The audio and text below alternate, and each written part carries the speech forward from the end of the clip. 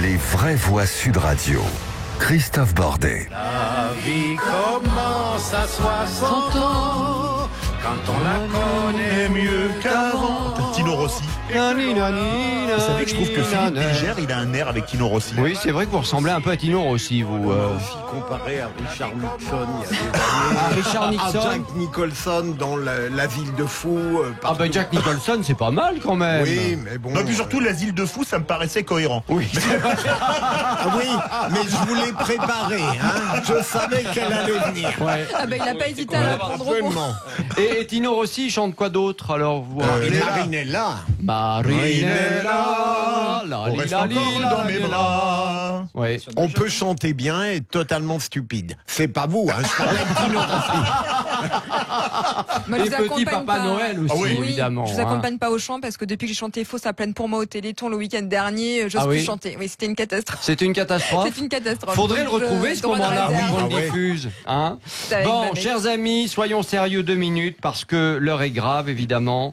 La retraite pleine à 64 ans, c'est ce que prévoit la réforme des retraites par points. Êtes-vous prêt à travailler jusqu'à 64 ans et même plus pour avoir une retraite complète? Eh bien, c'est la question qu'on vous pose, 0826 300 300 et bien sûr les réseaux sociaux, Philippe Rossi. Et le compte Twitter de Sud Radio où c'est un non à 80%. Et Michel qui nous dit à 50 ans on n'embauche plus les seniors comme ils disent. Et de 55 à 64 ans, question Christophe, on vit comment? Sud Radio, les vraies voix. Le débat est ouvert. Bon, alors c'est vrai qu'il y a beaucoup de Français, pour ceux qui travaillent, parce que effectivement, il y a 50% des seniors qui malheureusement n'ont pas de boulot. C'est quand même le problème, à mon avis, numéro 1 qui est toujours pas réglé. Mais au-delà de ça, effectivement, aujourd'hui, il y a déjà beaucoup de gens qui travaillent jusqu'à 64 ans, et même plus. Ça arrive assez régulièrement, mais on va avoir l'occasion d'en débattre avec Christian Grelier, secrétaire général de la Fédération Générale des Fonctionnaires Force Ouvrière. Merci d'être avec nous dans Les Vraies Voix sur Sud Radio. Et puis François Jolivet, député La République En Marche de l'Indre.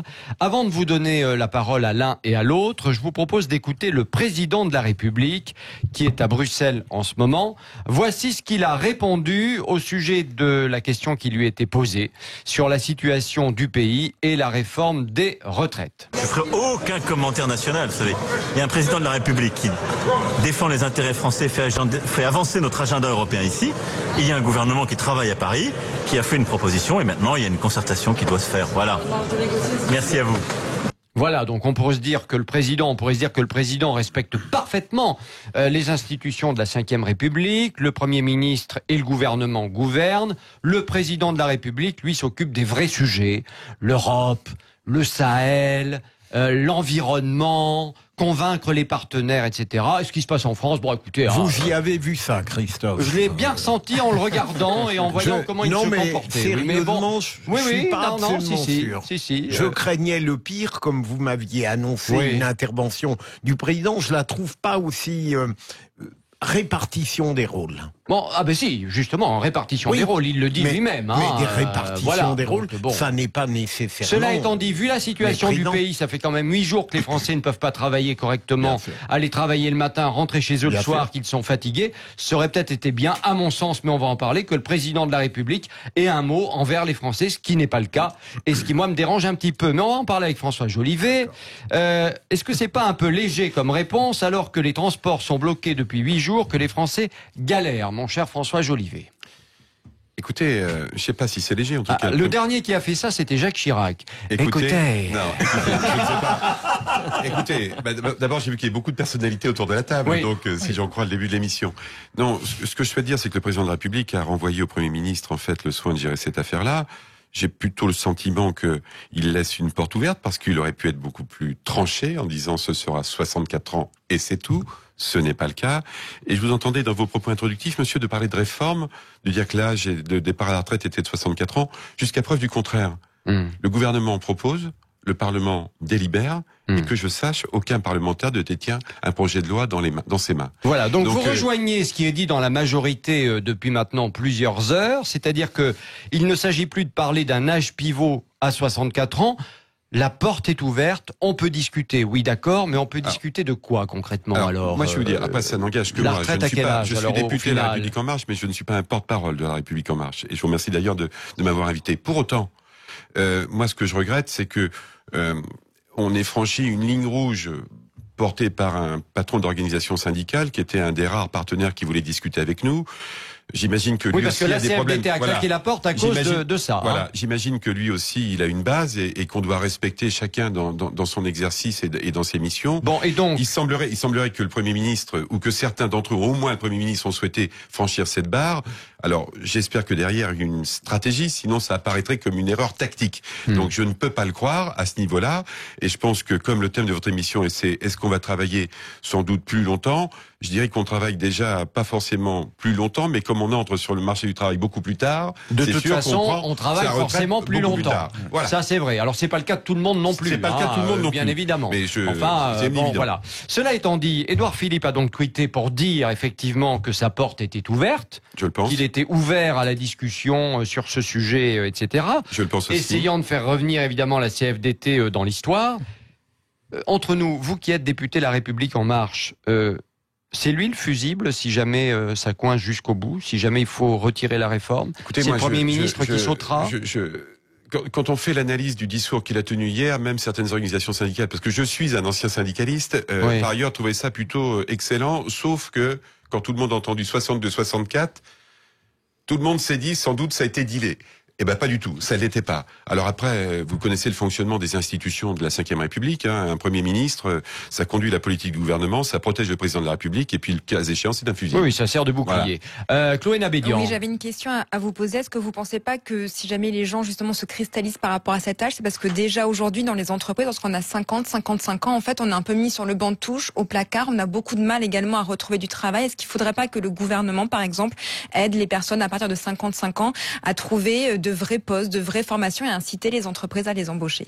Mais madame, ce que vous dites, c'est ce qu'essayent de faire les pouvoirs qui se succèdent depuis une vingtaine d'années dans notre pays. Ça n'a pas réussi. Le diagnostic, ça n'a pas réussi, parce que le diagnostic que vous faites est vrai. Moi qui suis un ancien dirigeant d'entreprise et d'entreprise publique, on sait qu'on avait beaucoup de... Vous étiez à la tête de quelle entreprise, pour rappel? Une société HLM, ICF Habitat. D'accord. Enfin, une des filiales d'ICF Habitat. Et on faisait énormément d'efforts, justement, pour les plus de 55, afin qu'ils aient un rôle de tuteur dans l'entreprise. Et d'ailleurs, souvent, les entreprises publiques ont été des modèles dans ce domaine-là.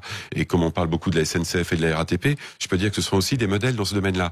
Donc, tout ça pour vous dire que, bien sûr qu'il faut que les gens retrouvent du travail après 55 ans, mais tout le monde n'est pas demandeur d'emploi après 55 ans. Mais quand on regarde également le taux de personnes aujourd'hui retraitées qui, parce qu'ils en ont la volonté, ou parce qu'elles en ont la volonté, ou parce qu'elles en ont besoin, retrouvent du travail, ça interroge aussi.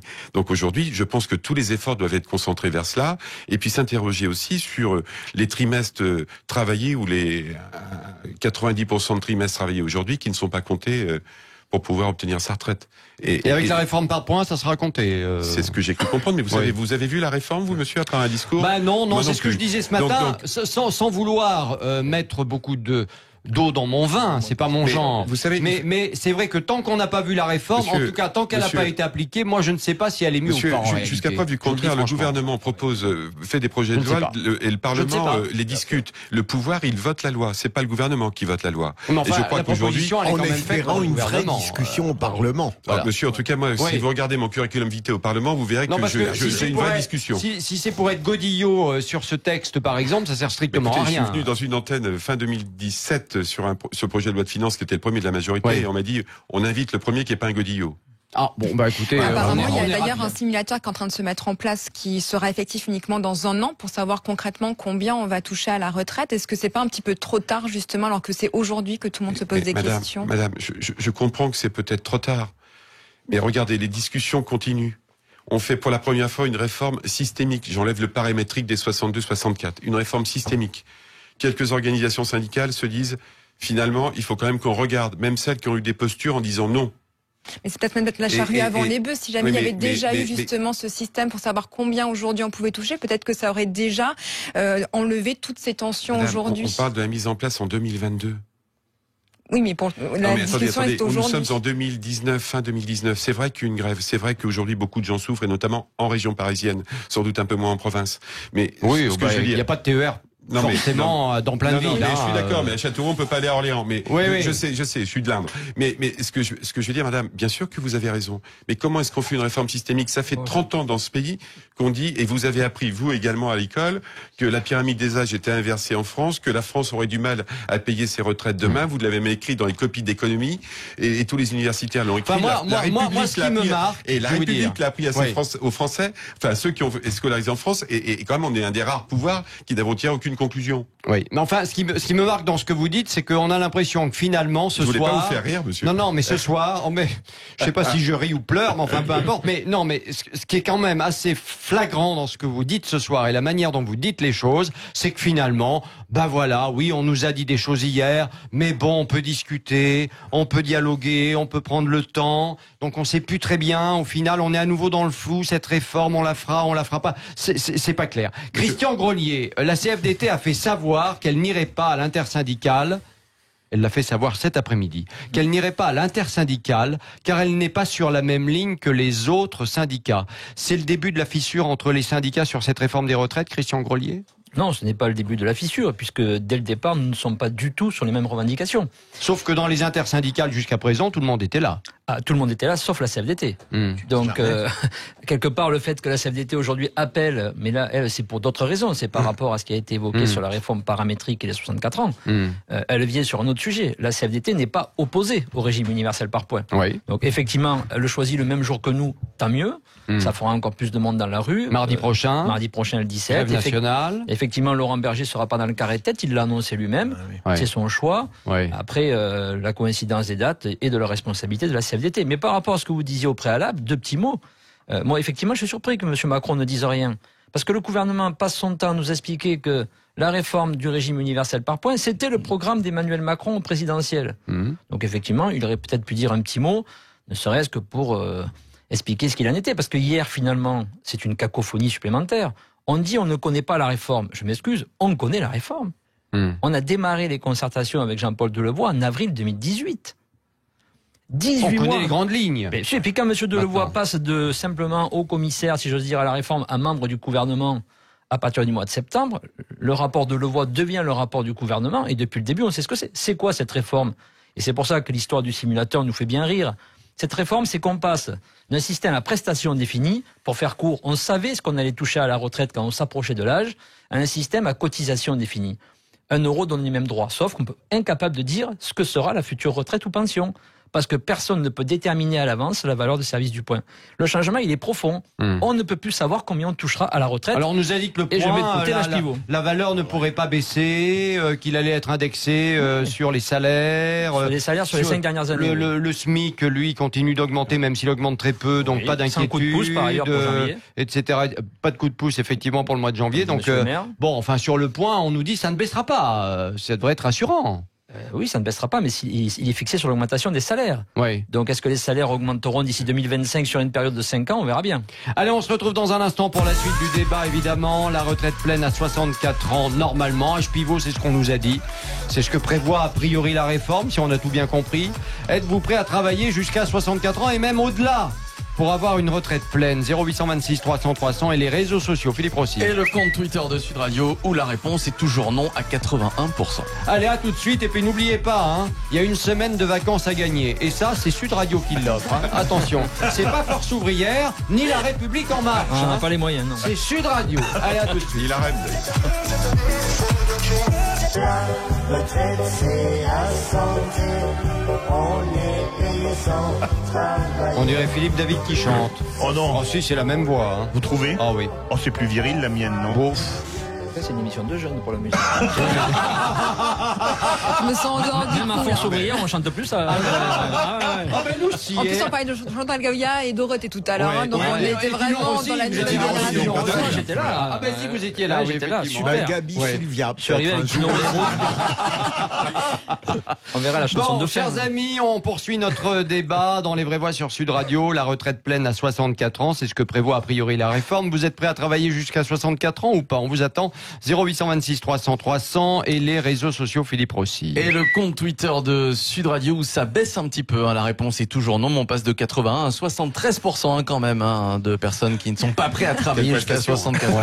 On va entendre les REM qui votent. Oui, c'est ça. On va entendre Philippe de Arles qui nous a appelé au standard dans un instant. Mais avant, je voudrais revenir quand même avec vous, François Jolivet, parce que par rapport à ce que vous avez dit tout à l'heure, c'est cette espèce de mollesse pour défendre cet âge pivot. Honnêtement, est-ce qu'on n'est pas en train, est-ce que la majorité n'est pas en train d'abandonner cette histoire d'âge pivot? Non, c'est 64 ans, dont on a parlé hier. Écoutez, moi je peux pas parler au nom de la majorité. Non, mais enfin, vous êtes député de la majorité. Non, mais on est d'accord, monsieur, mais je le revendique aussi. Mais ce que je veux dire aujourd'hui, c'est que l'âge pivot, d'abord, si vous demandez aux Français ce que c'est que l'âge pivot, je pense que beaucoup ne vous mais bien sûr, pas. On l'a appris hier, ce que c'était. Donc en fait, hier, c'est quoi? C'est de dire, la retraite, c'est toujours 62 ans, mais si vous prenez à 64 ans, là, vous aurez une retraite complète. En gros, voilà. Ça veut dire ça. En gros. Ça veut donc dire qu'on reporte l'âge légal du départ, on reporte l'âge légal de la retraite à 64 ans. Bon, écoutez, j'ai été très stupéfait quand j'ai entendu ça hier, parce que je croyais que c'était encore dans l'enjeu des discussions pour amener au projet de loi. Ah bon, même vous avez été stupéfait? Oui, parce que je pensais que tout ça, en l'entendant, je me suis dit, c'est que ça a été négocié. Ouais. Et apparemment, ça n'a pas été négocié. Donc, ça signifie que les négociations doivent se poursuivre. Et je rappelle tout de même que quand on regarde la Ve République, il y a une constitution et c'est le Parlement qui vote les lois. Et le gouvernement, jusqu'à preuve du contraire, il ne fait que proposer. Non, mais c'est marrant, on dirait que vous désavouez le gouvernement. Non, je ne désavoue pas le gouvernement. Donc, c'est quand même assez étonnant. Non, mais attendez, c'est pas parce qu'un gouvernement s'exprime que le Parlement, écoutez, vous dites que les députés de la République En Marche sont des godillots. Je vous dis que non. Ah ça se voit, oui. Non, voilà, un frondeur. On a un député qui est dans l'esprit de la Ve République. Et de toute façon, aujourd'hui, les discussions sont toujours ouvertes et on a un représentant en force ouvrière autour de la table, même si aujourd'hui son syndicat... Tiens, mais vous avez envie d'aller aux discussions ou pas? Ne pas y être serait une erreur de toute façon. D'abord, les discussions, je le disais tout à l'heure, on les a menées depuis 18 mois. Oui. Donc tout le monde a été concerté. On dit les syndicats n'ont pas été autour de la table. On y a tous été sans exception. Mais c'était juste pour écouter la majorité ou ça a toujours été pour un vrai dialogue. Non, il n'y a pas eu de dialogue du tout, parce qu'il n'y a pas de négociation. C'est bien ce qu'on avait cru. Mais c'est le cas, c'est pas que sur ce sujet. Depuis que ce gouvernement est arrivé, nous n'avons plus aucune négociation. Alors, il y a ce qu'on appelle pudiquement de la concertation. Consultation. Voire, je dirais, consultation, pour pas dire même parfois information. Prendre la température. Voilà, on nous dit, venez, voilà le projet qui est en place, est-ce que vous suivez le projet? Et si on ne suit pas le projet, il n'y a aucune marge de manœuvre. On n'a pu discuter ni de l'emploi des seniors, ni des problématiques de temps partiel imposé, ni des problèmes de cotisation, parce que c'est un problème de recettes. Depuis le début, on le dit, c'est une réforme qui n'a qu'un objectif, c'est de maintenir les dépenses de protection sociale dans les 14% de produit intérieur brut. Et il faudra qu'on nous explique comment on fait pour maintenir ces dépenses dans 14% du produit intérieur brut, en sachant qu'il y aura de plus en plus de retraités dans les années à venir. Mais il y aura peut-être aussi de plus en plus de gens qui travaillent, ce qui fera rentrer de l'argent. Bien sûr. On peut que le souhaiter. C'est tout ce qu'on souhaite, bien évidemment. Philippe de Arles est avec nous, 0826 300 300. Salut Philippe. Bonjour à tous mes chers dinosaures. C'est trop gentil. Voilà, écouter la musique. Écoutez, moi j'ai... Allez, on a une minute. J'ai bientôt 70 ans. Et donc, comme disait Berkoff, en parlant de Delevoye, qu'il l'appelait le bénévoleur, le cumulard de la clause du grand-père, de l'âge pivot mais que vient faire Bernard là-dedans, nous apostropher sans doute, car si l'on travaille jusqu'à la tombe, je le répète, tout ça c'est de la fumée. Le problème, c'est pas l'âge de la retraite, surtout quand on vous met dehors à 50 ans. L'urgence, c'est la planète, sans planète, pas de retraite. Autre problème, connaissez-vous la famille Valton ? La plus riche du monde, propriétaire de Walmart, il gagne $70 000 par minute, ce qui fait 4 millions par heure, et 100 millions par jour. Tant que ces déséquilibres-là existeront dans notre monde, je ne vois pas comment certains pourront prendre des retraites, on va dire, décentes. Merci Philippe d'avoir appelé les vraies voix et d'avoir donné votre sentiment. Bon, ça c'est vrai qu'on sent bien que la fissure est de plus en plus large, entre les Français aussi, d'ailleurs. Parce que j'ai envie de dire quand même, avec la déclaration d'hier pour nous annoncer à quelle sauce nous allions être mangés, quand on voit le sondage qui est paru ce matin où on voit que 50% des Français sont favorables à la réforme et 50% y sont opposés, on se dit c'est merveilleux, ce gouvernement continue quelque part à faire son œuvre, c'est-à-dire à diviser les Français, et là il est vraiment arrivé au 50-50. C'est vraiment incroyable. C'est votre point de vue et vous le partagez. Absolument, je le partage avec beaucoup de Français qui nous écoutent. Moi, je voudrais réagir par rapport à... Alors, très rapidement, parce que vraiment... Parce qu'en fait, on dit tout le monde connaît aujourd'hui le niveau de sa retraite ou de sa pension lorsqu'il va partir. Moi qui étais dirigeant et maire par ailleurs, quand un salarié du privé souhaitait partir, puisque j'avais été sous le régime du privé Des fois, on reportait les départs parce que ce qui avait été raconté était faux. Je parlerai pas des fonctionnaires qui avaient des difficultés lorsqu'ils allaient, lorsqu'on demandait à la Caisse des dépôts de faire le calcul à rebours pour leur retraite. Des fois, on ajoutait 1 année, 2 années de travail parce que les gens croyaient partir, ils ne partaient pas. Moi, j'aimerais bien qu'on me trouve quelqu'un aujourd'hui qui est parti en retraite et qui savait, lorsque on lui a dit tu as l'âge, quel était son montant, sans qu'il soit allé à la CARSAT ou alors auprès de son DRH ou auprès de la Caisse des dépôts. Oui, non, mais faut pas d'information des salariés. Voilà, mais l'information des salariés aujourd'hui, c'est quand vous avez 5 régimes dans votre vie professionnelle, plus personne ne peut vous répondre. Donc, moi, ce que je souhaite simplement dire, c'est que moi, trouvez-moi quelqu'un qui dit je savais combien j'allais avoir et je pense que personne ne peut le dire. On continuera ce débat évidemment parce que c'est pas fini, loin de là, et vous reviendrez bien évidemment. J'en serais ravi. Pour nous raconter un petit peu la suite des événements. On ne battra pas en retraite. Bravo. Oh là là. C'est pas la retraite de la réforme. Très depuis hier, si on veut faire un peu on a 2 députés En Marche qui parlent librement. Il y en a quelques-uns qui sont bons. Ça fait plaisir. La retraite pleine à 64 ans, c'est ce que prévoit la réforme. Êtes-vous prêt à travailler jusqu'à 64 ans? Résultat final sur les réseaux sociaux. Allez, score final sur le compte Twitter de Sud Radio. Non à 80%. Allez, on joue. Oh là là, 1 semaine de vacances. Enfin, si elle y arrive, hein, parce que faut aller à la montagne, à la mer. S'il n'y a pas de train, il n'y a pas d'avion, je sais pas comment on part en vacances, on verra bien. En raquette. Monique du Lot-et-Garonne est là. Bravo, Monique. Et voilà. 1 semaine de vacances dans un club Bellambra pour 4 personnes en demi-pension. Vous allez pouvoir partir en famille, ma chère Monique. Oh, que je suis contente. Je voudrais dire merci à Aude. Ah, ben oui, qui est au standard. Et merci à Bellambra. Merci surtout beaucoup. À Aude. Oh, sa voix chaleureuse quand elle me rappelait. Et si vous voyez le reste, tout est chaleureux avec Aude, oui, absolument. Bon, ben écoutez, bravo Monique en tout cas. Vous préférez la mer ou la montagne? Ce sera la mer, ce sera Anglette. Anglette, c'est très joli. Allez, à bientôt Monique en tout cas sur Sud Radio, on vous embrasse. Et dans quelques instants les